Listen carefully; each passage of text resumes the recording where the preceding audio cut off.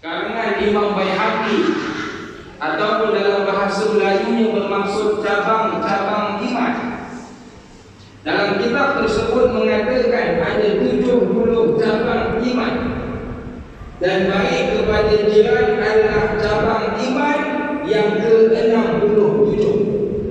Maksudnya ialah kalau kita dengan Allah excellent, solat dibuat, zakat dibayar, haji pergi, dengan Allah excellent, tapi dengan jiran tidak menjaga hubungan yang baik, maka dari sudut keimanan kurang sempurna. Ada orang dengan Allah okey, dengan jiran tak okey. Ada orang jiran okey, dengan Allah pula tak okey. Jadi dari sudut keimanan, kalau nak sempurna, nak terbaik, maka dua perlu dijaga. Hablum minallah, dengan Allah kena bagus. Hablum minan nas, dengan manusia kena baik. Sebab itu Nabi sebut dalam satu hadis yang lain, hadis yang sangat masyhur, hadis sahih riwayat Imam Muslim. Nabi bersabda, hakul muslim halal muslim sittun. Hak orang Islam kepada orang Islam yang lain ada 6. Saya dengan tuan-tuan, tuan-tuan dengan saya, ada 6 hak yang perlu kita lunaskan. Yang pertama, idza laqitahu fasallimu alaihi. Apabila berjumpa, hendaklah kamu memberi salam. Saya jumpa dengan orang, kena bagi salam. Tuan-tuan jumpa dengan orang Islam, kena bagi salam. Apa sebab?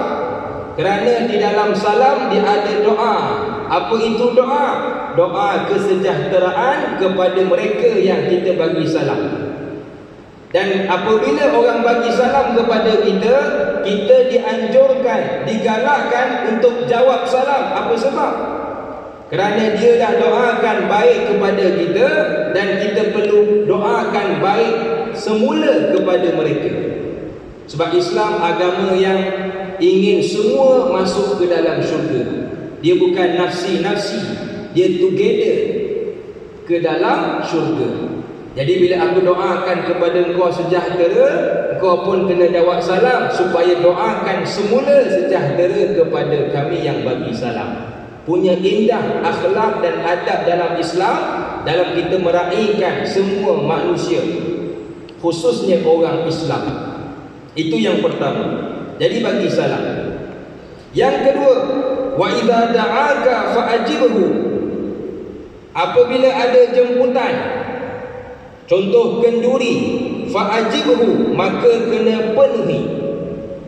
Cuma timbul persoalan, kadang-kadang bila masuk hujung minggu ataupun hari cuti, akan banyak jemputan. Maka yang manakah perlu didahulukan? Kata para alim ulama, dahulukan jiran kamu yang paling dekat.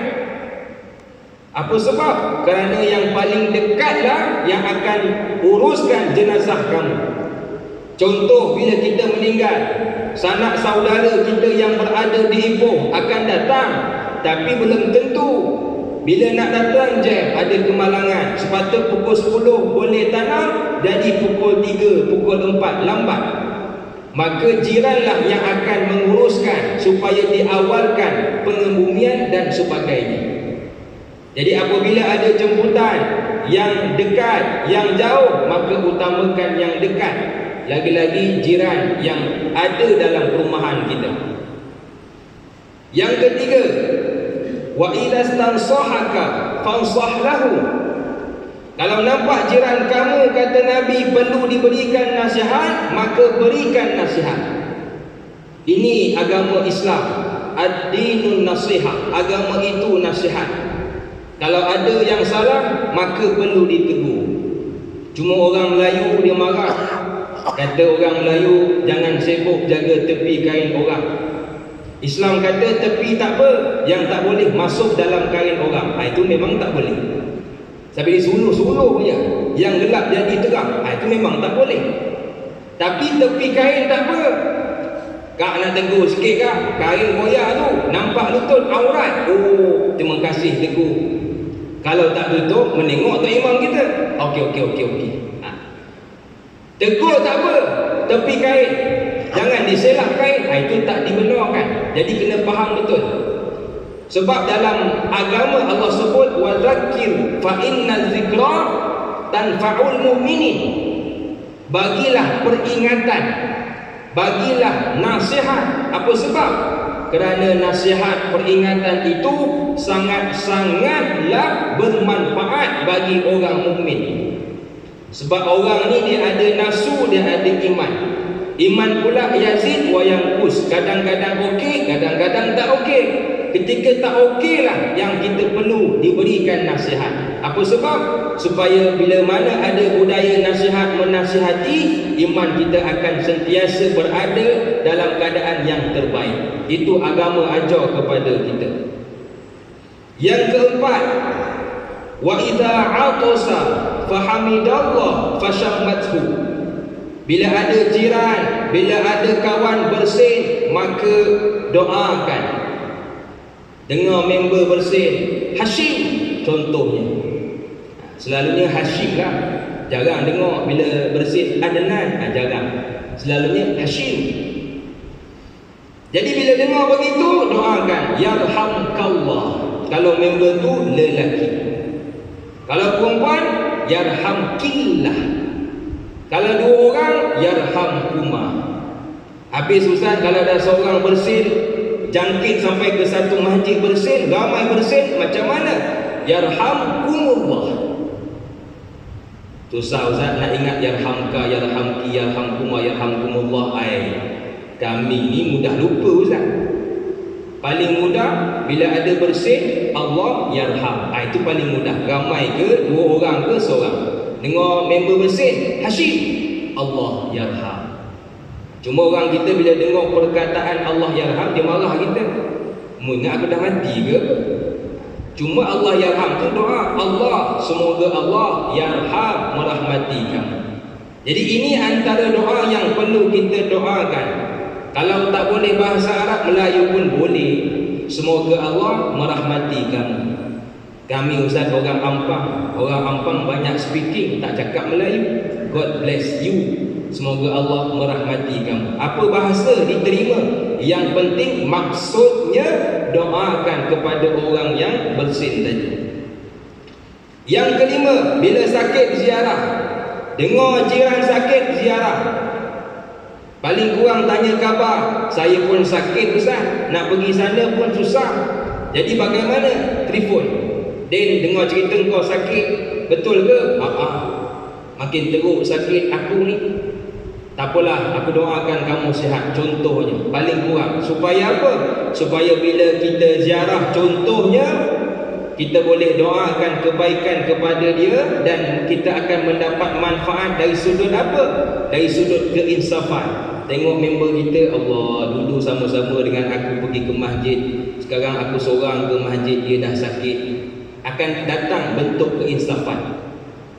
Yang keenam, kata Rasulullah, wa idza mata fattabi'u. Bila meninggal, maka kena ikut ke kubur. Ada jiran yang meninggal, maka kena usaha ikut pergi ke kubur. Kerana bila pergi ke kubur, kita akan melihat kematian, kita akan melihat jenazah yang dikebumikan. Bila lihat depan mata, maka dia akan dapat satu nikmat yang Nabi sebut, memotong kelazatan dunia. Sebab itu kita hari ini, kalau dengar orang sebut, dimaklumkan sebentar tadi, kawan kita Haji Din telah menghembuskan nafas yang terakhir tepat jam 7 suku malam tadi. Kita baru dengar, kita rasa Allah, tadi baru lepak dengan dia, tengok-tengok dah meninggal mamat tu. Kita rasa insaf seketika, lupa dunia. Itu baru dengar, belum datang baca Yasin depan jenazah, akan datang lagi keinsafan. Allah, dulu sama-sama kita di tadarus lepas isyak, sekarang aku seorang yang baca, kau pula yang dengar. Itu baru sampai baca Yasin di hadapan, belum turun ke kubur. Bila turun ke kubur, Allah, dulu dia kita masuk masjid punya luas sejuk, ada lampu terang. Sekarang kau masuk ke dalam kubur sempit, panas, gelap. Datang keinsafan. Sebab itu orang yang bila ingat kematian, dengar kematian, kebanyakan dia akan memotong sedikit kelazatan dunia, lupa sekejap dunia, ingat semula kepada akhirat. Sebab itu digalakkan kita kalau ada kematian, pergi ajak anak cucu cicit kita, "Dek, jom ikut atuk pergi ziarah kawan atuk yang dah meninggal." Apa sebab? Supaya kita sekeluarga ingat kepada mati. Bila ingat mati, Nabi jamin memotong kelazatan dunia. Hari ini anak muda banyak ingat dunia, lalai akhirat. Apa sebab? Bila nak ke kubur, dia marah. Kau nak ke kubur buat apa? Bid'ah. Konsert tak apa, yang penting diasingkan, lelaki asing, perempuan asing, tak apa. Konsert tak apa, bid'ah tak boleh. Kubur bid'ah. Sebab itu hari ini ramai orang kita, anak muda khususnya, ke konsert, tidak ke kubur. Bila nak ke kubur, katanya bid'ah dan sebagainya. Sebab itu hari ini bila ada kematian jiran khususnya, maka pergilah ziarah untuk mendapatkan satu nikmat, ingat kepada kematian. Satu hari sahabat bertanya kepada Rasulullah, "Ya Rasulullah, wahai Rasul, ayyul mu'minin akyas?" Dalam banyak-banyak orang mukmin ni, yang cerdik macam mana ya Rasul? Kata Nabi, "Aktsaruhum lil mauti zikra." Orang cerdik, orang yang banyak ingat mati. Oh, banyak ingat mati. Tapi kata Nabi ada lagi, "Wa ahsanuhum isti'dadan ulaikal akyas." Itu orang cerdik, dan yang paling cerdik ialah ingat mati, buat persiapan nak menghadapi mati. Itu orang yang paling cerdik. Dia ada 3 golongan. Yang pertama, tak ingat mati. Yang kedua, ingat mati tapi tak buat persiapan. Yang ketiga, ingat mati dan buat persiapan. Itu yang kata Nabi orang terbaik. Jadi kita hari ini nak jadi orang ketiga. Macam mana? Bila dengar kematian, nak mendatangkan persiapan, maka pergi ziarah dan sebagainya. Kata Imam Syaukani dalam kitab Fathul Qadir, jiran ni ada 3 maksud. Ada 3 pendapat. Pendapat yang pertama iaitu bermaksud mana-mana rumah yang boleh dengar azan dari qaryah kita. Selagi mana ada rumah-rumah berdekatan masjid yang boleh dengar azan daripada masjid, daripada qaryah kita, maka itulah jiran kita. Itu pendapat pertama. Pendapat kedua, iqamat. Tadi azan, ini iqamat. Mana-mana rumah yang dengar iqamat daripada qaryah kita, itulah circle, radius jiran kita. Dan pendapat yang paling masyhur, pendapat yang paling kuat, dipegang ramai di antara kita ialah yang disebutkan dalam tafsir Qurtubi, mencatatkan riwayat daripada Aisyah dan juga para tabi'in, iaitu jiran ini ialah dalam radius 40 depan, 40 belakang, 40 kanan dan 40 kiri. Itu maksud jiran kita. Pendapat yang paling kuat dan paling dipegang ramai di antara kita. Jadi 40 rumah di hadapan, 40 belakang, 40 kanan, 40 kiri, itulah jiran kita. Dan bila hidup berjiran, ada yang orang berjiran dengan non-Muslim. Jadi macam mana Ustaz? Adakah non-Muslim ni kena ra'i atau tidak dira'i? Dalam satu kitab namanya Fathul Bari, syarah kepada hadis Bukhari, merekodkan ada keutamaan dalam hidup berjiran. Contoh, dalam satu taman perumahan ada 4 jemputan. Satu taman perumahan, nak pergi yang mana satu? Maka Islam bagi panduan. Yang pertama, kedudukan yang paling utama, jiran yang dekat dengan pintu rumah dan Muslim. Betul-betul depan rumah, dia yang paling dekat, Muslim pula. Ada jemputan, maka pergi ke dia dulu. Yang kedua, jiran yang ada hubungan saudara. Kita hidup dalam taman perumahan, mungkin ada sepupu kita, saudara kita, maka bila ada jemputan, dia berada di kedudukan yang kedua.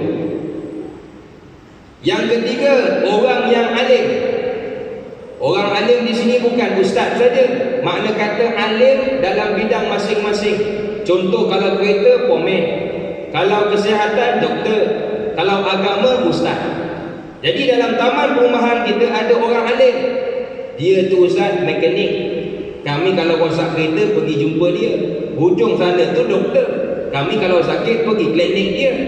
Belakang kami ni ustaz. Kalau sakit kena rasuk ke apa, jumpa dia.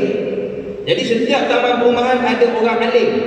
Maka kalau pomen jemput, pergi ke pomen dulu. Ataupun ada doktor jemput, pergi ke doktor dulu. Apa sebab?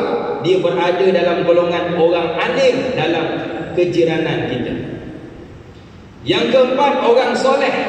Orang soleh ni orang baik. Dia ni baik ustaz, selalu solat jemaah, selalu bercakap baik, selalu sedekah, selalu tadarus. Maka orang soleh bila ada jemputan, maka kena pergi ke rumah dia terlebih dahulu, berada di kedudukan yang keempat. Yang kelima, ahli fasik. Dan yang terakhir, barulah non-muslim. Nak bagi tahu kepada kita, Islam ni agama yang meraihkan. Walaupun kamu duduk dalam taman perumahan yang muslim, don't worry bang, don't worry. Kerana Islam akan meraihkan kamu. Yang kita salah faham sebab tak baca Quran, baca tak faham, tak nak mengaji. Yang dibaca di media sosial. Bagat dia tulis Islam agama pengganas. Kalau nak beli rumah, jangan beli rumah yang ada orang Islam. Sebab asabiah. Mereka hidup antara mereka saja. Bila kenduri hari raya tak ajak kita. Kau kalau tak nak diketepikan, jangan hidup berjiran dengan orang Islam. Jadi orang yang hanya baca tulisan barat, dia akan pandang Islam buruk.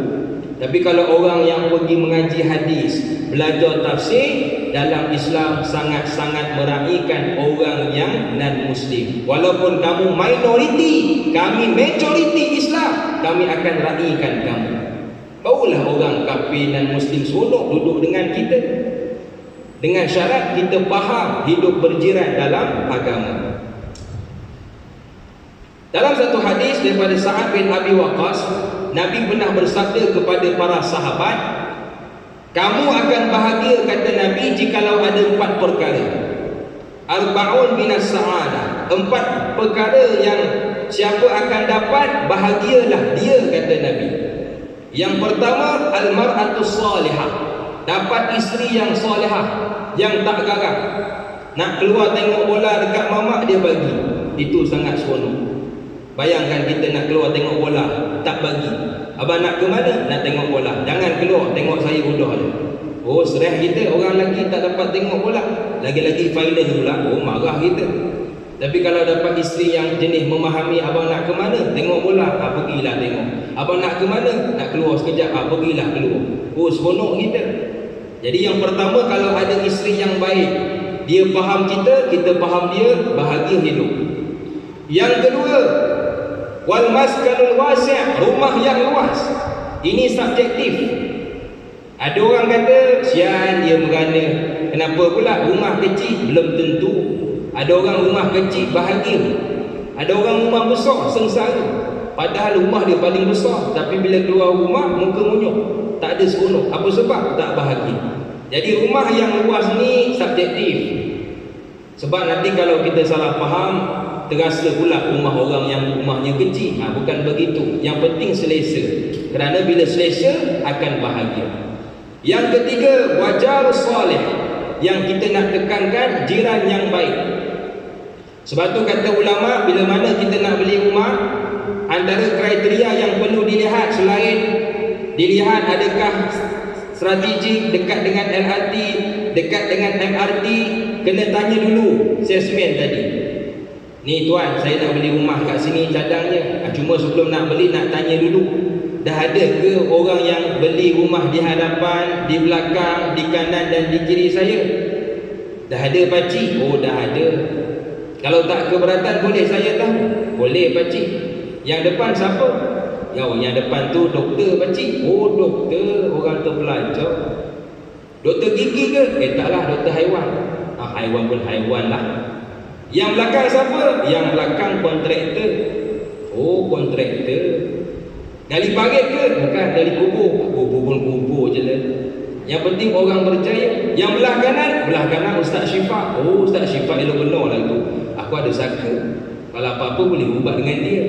Yang kiri ni jahat sikit lah. Siapa pula? Tok Dukun. Tak apalah. Yang penting 3 orang ni baik. 3 lawan 1 kalah dia. Jadi penting, di samping kita tanya strategi ke tidak, dekat dengan MRT ke tidak, itu penting. Dan yang paling penting untuk kamu bahagia, tanya jiran. Depan saya okey ke tak? Okey. Belakang okey, kanan okey, kiri okey, maka barulah kamu beli. Apa sebab? Rumah kita beli nak duduk lama. Dia bukan homestay 2-3 hari. 2-3 hari tak apalah, hari keempat belah. Tapi ini rumah yang nak dia beli, hidup selama-lamanya berjiran, maka hendaklah kita tanya dulu. Bila tanya dapat jiran yang baik, maka Nabi kata kamu akan dapat kebahagiaan. Yang keempat, wal markabul hanik, kenderaan yang selesa. Ini pun sama. Ada orang kecil tapi selesa, silakan. Yang penting bila selesa, bahagia. Apa sebab kita hari ini tak dapat tidak perlu hidup berjiran? Ada orang tak nak hidup berjiran. Dia kata, Ustaz, saya kalau boleh malas berjiran, Ustaz. Saya nak duduk seorang atas gunung, atas bukit, malas nak berjiran dengan sesiapa, stres. Kalau kita hidup seseorang ataupun tidak berjiran, maka yang pertama kita tak akan dapat membuat kebaikan. Kalau tuan-tuan hidup berjiran, maka boleh buat kebaikan. Tuan-tuan yang ada ilmu dari sudut mengajar mengaji, boleh buat kebaikan. Aku cadang aku nak mengajar anak yang berada di perumahan kita. Yelah, bila nak upah orang luar mahal pula nak dibayar. Jadi aku buat pengajian percuma. Datang ke rumah aku ajar free.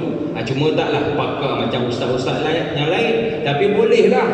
Jadi bila hidup berjiran, kita boleh buat kebaikan. Dan Nabi ada sebut dalam satu hadis yang lain, Nabi bertanya kepada para sahabat, atadruna ma haqqu jari?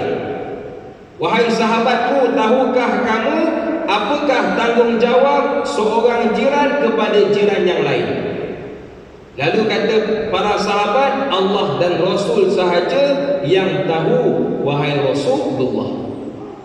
Nabi pun bersabda, wa in istansaraka nasartahu. Antara tanggungjawabnya, kata Nabi, bila mana dia minta tolong, kamu kena tolong dia. Itu hak jiran.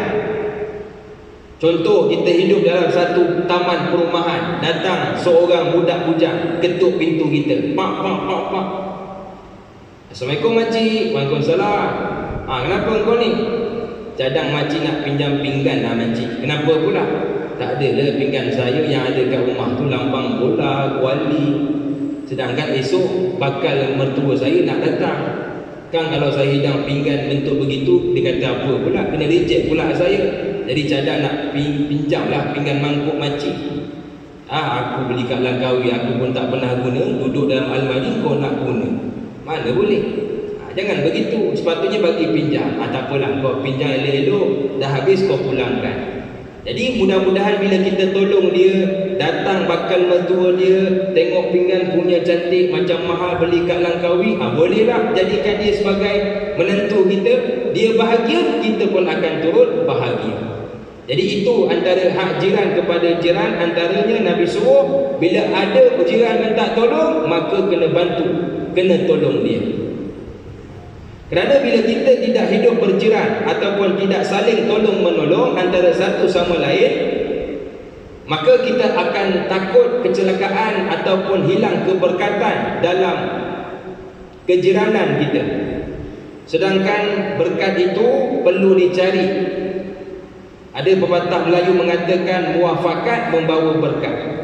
Pernah satu hari Nabi bersabda, wa inni sa'altu rabbi li ummati. Kata Nabi, aku berdoa kepada umatku ni dengan beberapa doa khas. Yang pertama, alla yuhlikaha bisanatin ammah. Aku doa kepada Allah supaya umatku, kata Nabi, tidak akan binasa kerana musim susah yang panjang. Kalau tengok kita hari ini, contoh di Malaysia, kadang-kadang dilanda dengan banjir. Ada, tapi taklah panjang, tidaklah setahun, paling lama 2-3 bulan. Dilanda dengan contoh gempa bumi, ada, tapi tidaklah teruk dan tidaklah lama, paling kurang sehari 2 hari, sebulan. Contohnya tidaklah setahun 2 tahun. Menunjukkan doa tersebut Allah kabulkan. Yang kedua, Nabi minta kepada Allah, wahai Allah, wa alla yusallitu alaihim aduwan min siwa anfusihim. Aku minta kepada Allah supaya umatku tidak akan dijajah oleh kuasa asing. Maka bila Nabi minta begitu, wa inni a'taituka li ummatika alla uhlikahum bisanatin amma wa alla usallitu alaihim aduwan min siwa anfusihim. Kata Allah, baik, aku takkan binasakan umat kamu dengan ujian yang panjang, dan aku tidak akan benarkan umatmu dijajah oleh kuasa asing walaupun mereka bersatu mengepung umat kamu. Walau bagaimanapun, kata Allah, umatmu akan tewas hatta yakuna ba'duhum yuhliku ba'dha wa yasfi ba'duhum ba'dha. Umatmu akan senang tewas bila mana umatmu ada saling gaduh bergaduh, dari sudut dalaman berpecah belah, dan saling lawan melawan antara satu sama lain. Hadis sahih riwayat Imam Muslim. Sebab itu hari ini kena jaga muafakat antara jiran tetangga, bina hubungan baik. Yang ada salah minta dimaafkan, yang ada buruk minta dibetulkan. Apa sebab? Kita nak hidup dalam berjiran ini, hidup yang penuh dengan kerahmatan dan keberkatan.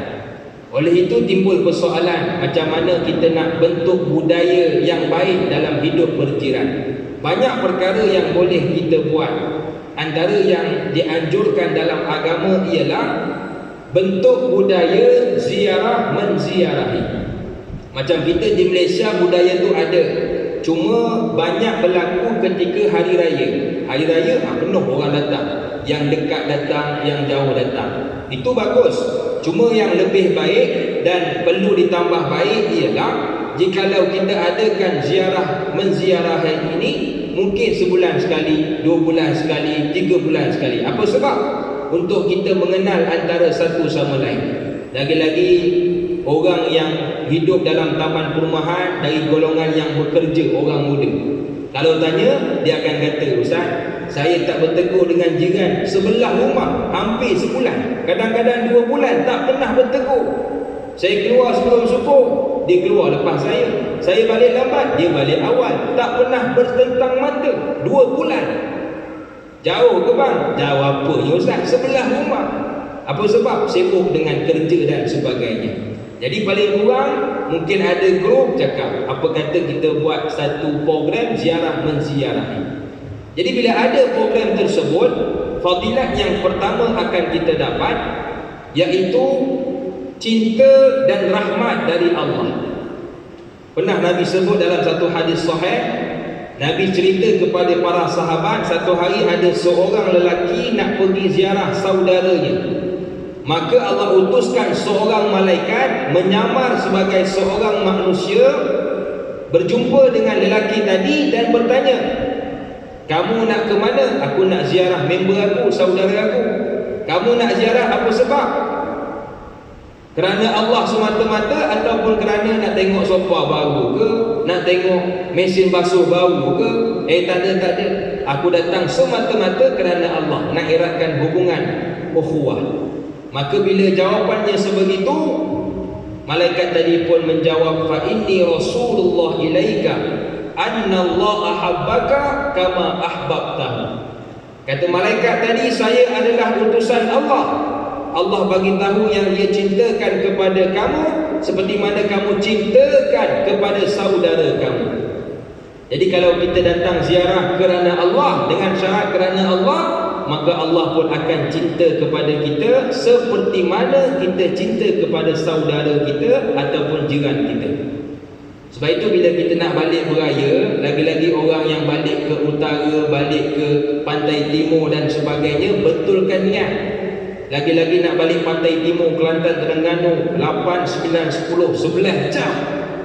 Jadi kalau kita betulkan niat, aku balik nak beraya kerana Allah, supaya bina balik hubungan adik-beradik, bina balik hubungan saudara mara, maka 8-9 jam yang kita redah itu dipenuhi dengan cinta dan rahmat Allah semata-mata.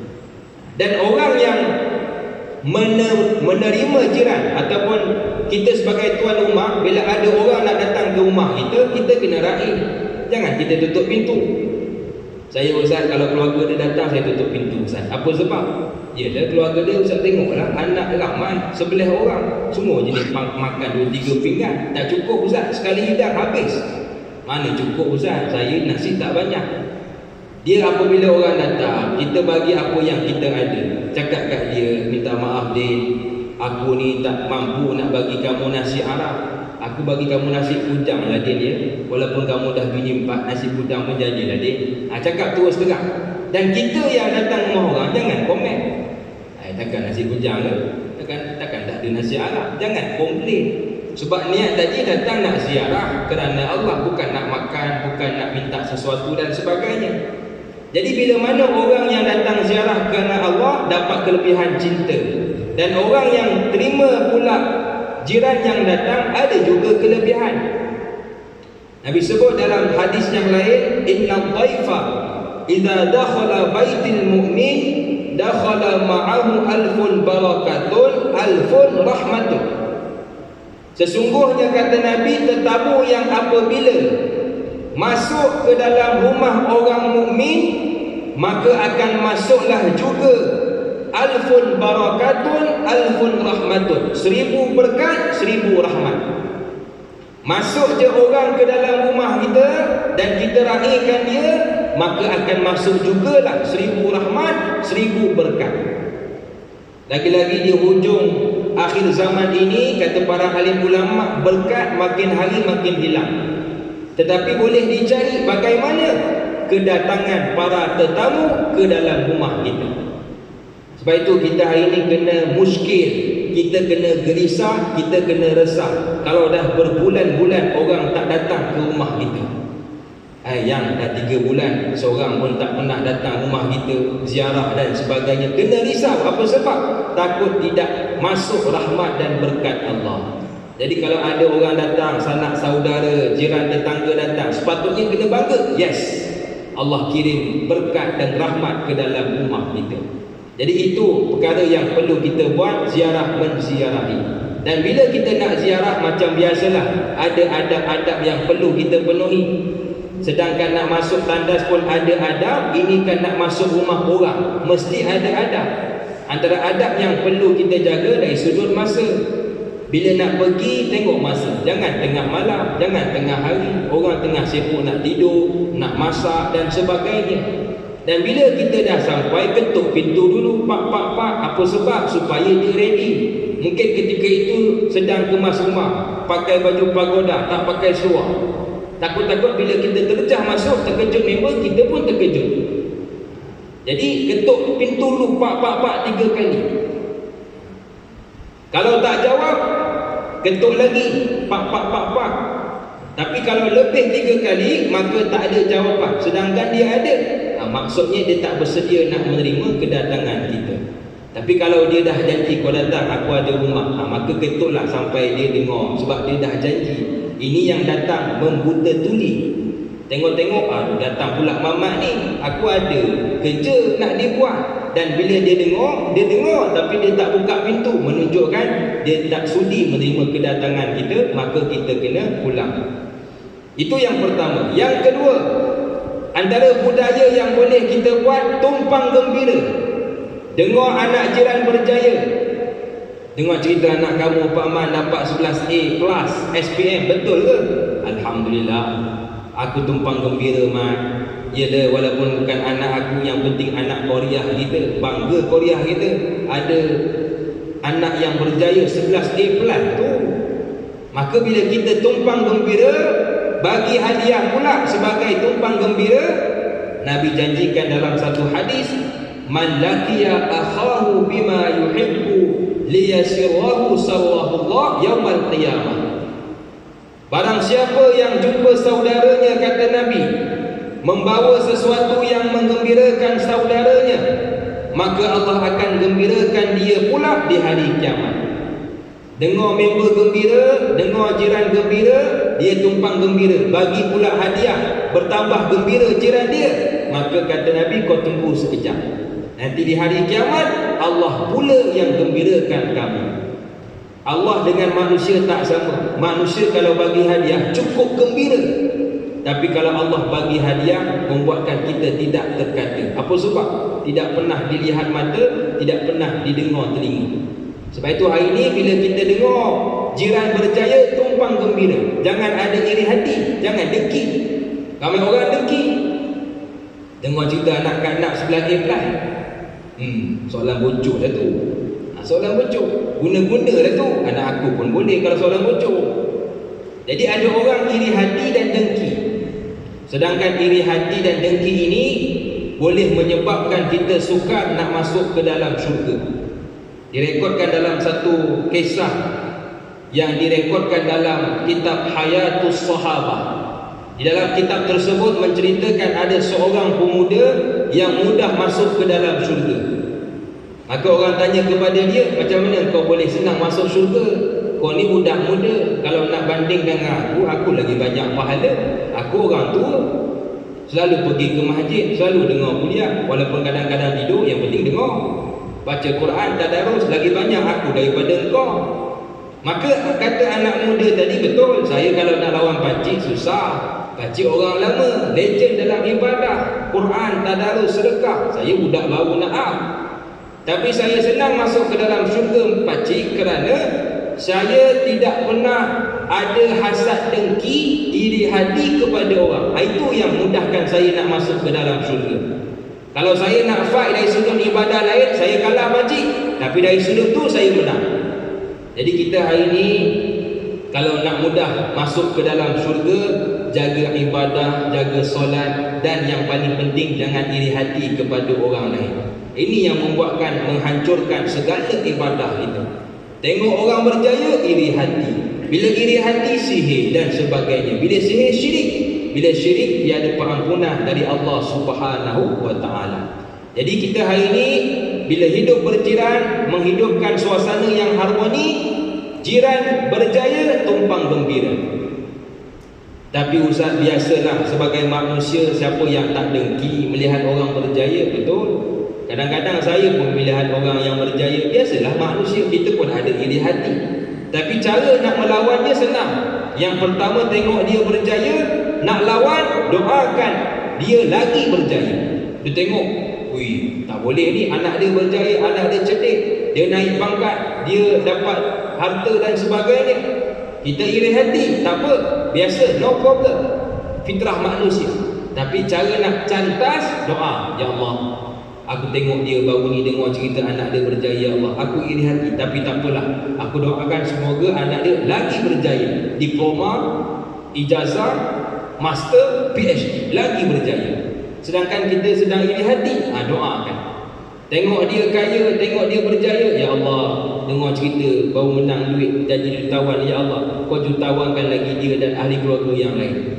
Supaya apa? Supaya bila kita iri hati, kita tutup dengan doa, dan doa tu dia tak tahu yang kita sedang doakan dia. Maka kata Nabi, datang malaikat mengaminkan dan bagi kamu jua apa yang kamu doakan. Kita hari ini dalam bab doa, kita nak amin daripada dua. Yang pertama, manusia. Manusia kebanyakan orang dapat, imam doa, amin berlaku. Yang ramai tak dapat, amin daripada para malaikat. Macam mana nak dapatkan amin daripada para malaikat? Antara caranya, doakan kebaikan, kesejahteraan kepada orang Muslim yang lain tanpa pengetahuan dia. Doa senyap-senyap. Dan amalan ni saya buat. Kita buat solat duha, kita doakan jiran kita, contohnya Abang Azri, jiran saya, ya Allah, kau bukakan rezeki dia, kurniakan rezeki kepada Abang Azri dengan jalan yang tak disangka-sangka, ya Allah. Kita bangun tahajud, ya Allah, kau jauhkanlah malapetaka kepada jiran aku, ya Allah, kena pecah rumah, kena dicolik anak dan sebagainya. Dalam bab doa. Jadi kita azan dahulu, kemudian kita sambung sedikit sebagai penutup. Kira bagaimana bagi hadiah kalau mampu ataupun tidak, doa kebaikan dan kesejahteraan. Dan yang terakhir sebagai penutup, antara amalan yang boleh dibuat dalam hidup berjiran ialah menunjukkan wajah yang manis, wajah yang gembira ataupun wajah yang senyum. Nabi sebut dalam satu hadis riwayat Imam Muslim, la tahqiranna ma'ruf syai'an walau an talqa akhaka biwajhin talib. Nabi bersabda, jangan kamu memandang remeh kebaikan dengan apabila jumpa saudara kamu dalam keadaan wajah yang senyum ataupun wajah yang manis. Jadi kita bila terserempak dengan jiran, paling kurang tunjukkan wajah yang manis, kerana wajah ini dia ada fungsinya. Contoh, bila kita senyum, mengikut kajian, dia akan mendatangkan positif, ketenangan dalam jiwa. Tak percaya tuan-tuan yang gelisah, stres, banyak masalah, senyum. Masuk bilik, kunci pintu, duduk seorang-seorang, tengok cermin, senyum. Jangan senyum tepi bus stop tu, orang tengok sian pakcik tu berjanggut panjang, lebih gila. Jangan begitu. Hidup seorang-seorang, tak ada orang nampak, senyum. Bila senyum, dia akan datangkan positif, hilangkan negatif. Itu buat diri kita, dan kepada orang yang melihat kita pun dia akan rasa tenang. Aku ni sebelum jumpa kamu resah, aku tak tenang, bergaduh dengan bini. Aku nak tengok bola, bini nak tengok Gegar Baganza, bergaduh, pecah periuk, pecah kuali. Tapi bila turun jumpa kamu, dia tenang. Aku tengok kamu senyum. Yelah, walaupun tak ada gigi, tapi manis juga, kata dia. Jadi tengok sahabat kita. Sebab itu orang suka jumpa dengan orang yang soleh, para alim ulama. Apa sebab? Dia kata, saya tengok Habib tu Ustaz, saya tak kenal dia pun, dia tak kenal saya. Tapi bila saya tengok dia, saya rasa tenang. Apa sebab? Kebanyakan ulama wajahnya manis. Bila berjumpa dengan orang, senyum. Bila dia senyum, dia tenang. Kita yang lihat pun kita akan mendapat ketenangan. Sebab itu kata Nabi, jangan kamu pandang enteng dengan bila berjumpa sahabat dalam keadaan wajah yang manis. Dan kata Imam Hasan Basri, Muslim yang berakhlak ada 3 ciri. Sebagai penutup ringkas, yang pertama, kafa'adzah, tidak suka menyusahkan orang. Yang kedua, yaqrun nada, suka tolong orang. Ada orang tak suka susahkan orang, tapi dalam masa yang sama tak suka tolong orang. Jadi belum cukup sempurna dari sudut akhlak sebagai orang Muslim mengikut pandangan Imam Hasan Basri. Kalau nak menjadi orang Muslim yang berakhlak, yang pertama, jangan susahkan orang. Yang kedua, tolong orang. Dan yang ketiga, wajhin talib, wajah yang manis. Jadi mudah-mudahan bila kita hidup berjiran, tolong menolong dan jangan menyusahkan orang. Di samping itu, tunjukkan wajah yang manis. Mudah-mudahan kita menjadi orang yang Muslim di sisi Allah Subhanahu wa ta'ala. Wallahu a'lam. Jadi mudah-mudahan apa yang telah kita bicarakan pada malam ini, yang baik boleh sama-sama kita amalkan, yang tak baik sama-sama kita tinggalkan. Bismillahirrahmanirrahim. Alhamdulillahirabbil alamin. Wassalatu wassalamu ala rasulina Muhammad wa ala alihi wa sahbihi ajma'in. Ya Allah, ampunkanlah dosa-dosa kami, dosa-dosa kedua ibu dan bapa kami, ahli keluarga kami, guru-guru kami, kawan-kawan kami, muslimin, muslimat, mukminin, mukminat, ya Allah. Rabbana hab lana min azwajina wa zurriyyatina qurrata a'yun waj'alna lil muttaqina imama. Rabbana atina fid dunya hasanah wa fil akhirati hasanah wa qina adzaban nar. Wa sallallahu ala sayyidina Muhammad wa ala alihi wa sahbihi wa baraka wa sallam. Walhamdulillahi rabbil alamin. Taqabbalallahu minkum minna wa minkum taqabbal ya karim.